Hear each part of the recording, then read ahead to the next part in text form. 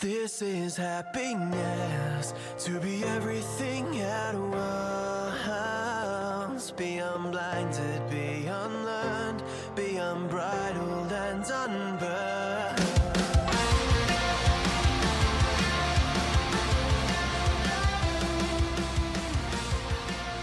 Hey guys, welcome back to a brand new episode of Mood Prep. My name is Dave Nixon, and today we're going to talk about the backwards law, which I suppose I kind of have definitely talked about in the past in different ways and not in the same way. But this is actually a passage about the philosopher Alan Watts. If you haven't heard much of Alan Watts, I highly recommend listening to his stuff because my experience of listening to Alan is like, things are slowing down. It's like things slow down, and things that I didn't even think of to make sense started to like make sense. It's like he's got answers to questions I never thought to ask. It's quite fascinating. And I saw this passage shared today, and I think it's quite beautiful, and I want to share that with you and pull it apart a little bit further, because this is surprisingly one of the things that I coach to a lot, and it's because it has a lot to do with what we put our attention to. But let's talk through it first. So the passage is, and I'll share it probably on my social media, my Instagram in the next day or so, but it says, this is a total mindfuck. That's how it starts. Great. Perfect. This is the total mindfuck. So I'll give you a minute to unpretzel your brain and maybe read that again. Ready? Wanting positive experience is a negative experience. Accepting negative experience is a positive experience. It's what the philosopher Alan Watts used to refer to as the backwards law. The idea that the more you pursue feeling better all the time, the less satisfied you become, as pursuing something only reinforces the fact that you lack it in the first place. The more you desperately want to be rich, the more poor and unworthy you feel, regardless of how much money you actually make.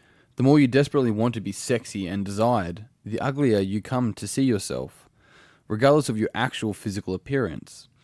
The more you desperately want to be happy and loved, the lonelier and more afraid you become, regardless of those who surround you. The more you want to be spiritually enlightened, the more self-centered and shallow you become in trying to get there.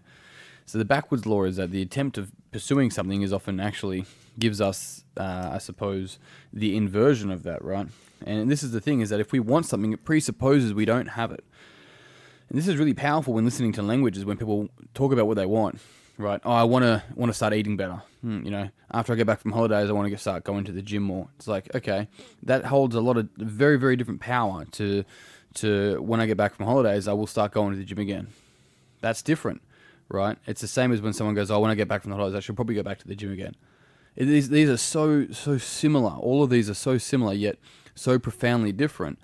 And when we are in a space of I will, it's like, I will go do this today, compared to, I should do that today. I'll get around to it. There's no commitment in that, right?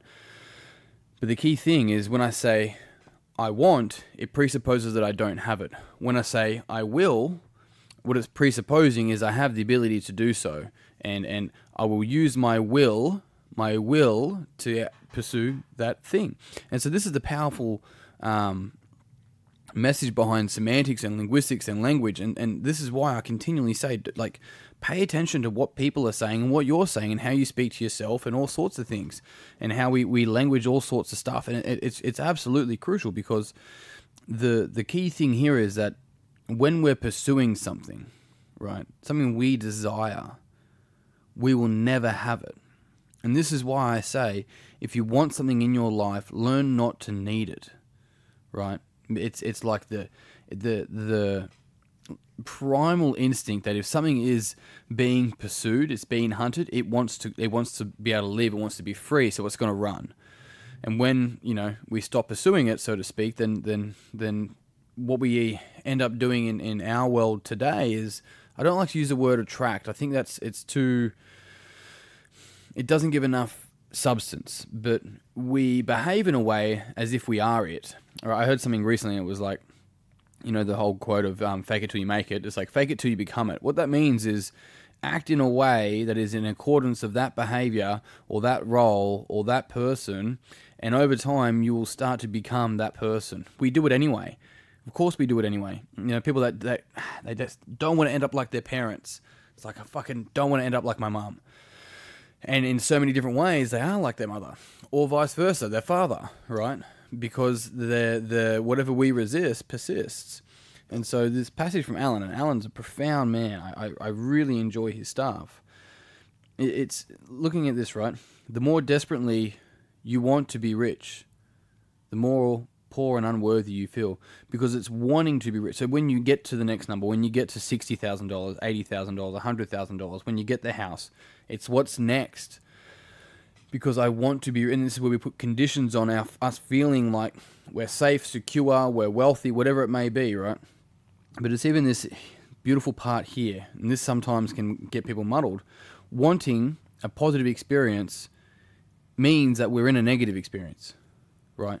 In comparison. So it's a comparative talk. This is why we can't be optimistic without being pessimistic. We can't be pessimistic without being optimistic. And this is my conversation around, I'm not going to say depression, because I think it's a very difficult thing to just put a simple response to, but this is a component of such a difficult subject, is that for people to be depressed, let's say they are really pessimistic. They're extremely pessimistic, and they're also pessimistic about their pessimism. The thing about it, though, is that they're actually probably often very optimistic about their pessimism. But the key thing here is that people that are pessimistic are really good at optimism. They just don't pay attention to it. And the way that we know this is because they can't be pessimistic without knowing what optimistic would look like. Because somewhere in their thinking, it's the world could be like this and it's not. And so that's why I'm sad. Right? Now, I understand that's not every fucking person's depression. Don't box me in like that. I don't want to receive any DMs or inboxes. I understand it's complex, but take the backwards law in place of that, is that we cannot be one thing without being the inverse, right? It's like saying we only have a front, right? Because we can't see the back. It's like, well, saying that we have a front presupposes there's a back, right? And this is the beautiful thing, is that what we can do in our small little daily efforts is start to really pay attention to what we are actually paying attention to. Do you hear that? Pay attention to what we're paying attention to. And so if I'm paying attention to what's not there, have I actually stopped and thought, what is there, right? I'm not good at this. It's like, okay, what are you good at? It's like, well, I mean, I've never really thought about it. I suppose I've always had this drive to get better. So you always look at what's not there, and it's made you get better, but you feel fucking horrible for it, and you never feel good enough. And so your drive for perfection has actually made you feel less of a human, even though you've achieved a lot. It's like, so who's really winning here, right?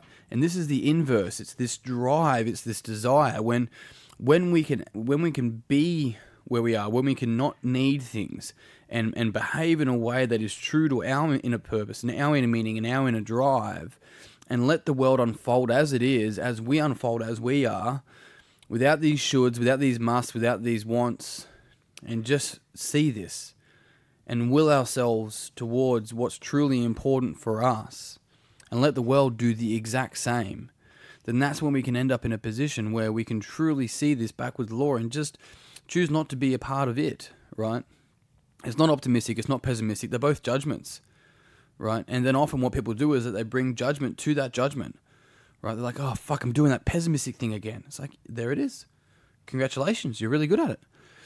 It's like, it's so interesting, right? And people that, the positive vibes only. Do you know how negative that is? Good vibes only, guys. It's like, that's a negative vibe. Do you understand that? Because if someone's in a bad space, you don't want to deal with them. That's negative, isn't it? It's just this blind spot that so many of us can fall into, and we do it in our daily lives.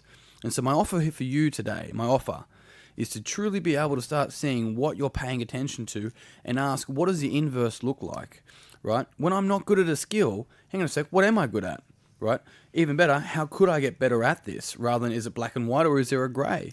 Is it a process or am I a failure, right? And so being able to count, this is why the attention thing, when we start counting rather than just continually discounting, seeing what's not there, right? We see the 1%, not the 99. And that 1% often can have as much weight as the 99, when in reality it just doesn't. It's just a process. It just unfolds. It's our judgment that we bring to it. And sometimes it serves us, so we don't want to let go. And maybe that's you. Maybe it's not you. Maybe it's time to let it go. And if it is, if you're ready to step into that and you want some support, you know where to find me. Reach out. Hit me up on my my social medias, or you're more than welcome to jump on my my website and send me an email. I would love to have a chat. Otherwise, team, that's it. I'm done. If you found this podcast beneficial, it would mean the world to me if you'd pass it on to someone else that you think would also find it beneficial. If you haven't already, jump on Facebook, search Mood Prep Online, join the conversation there. Otherwise, you guys know the deal. Until tomorrow, peace and pizza. Kick today in the dick. And you go slay that dragon. I'll see you soon. Happiness to be everything at once. Be unblinded, be unlearned, be unbridled and unburned.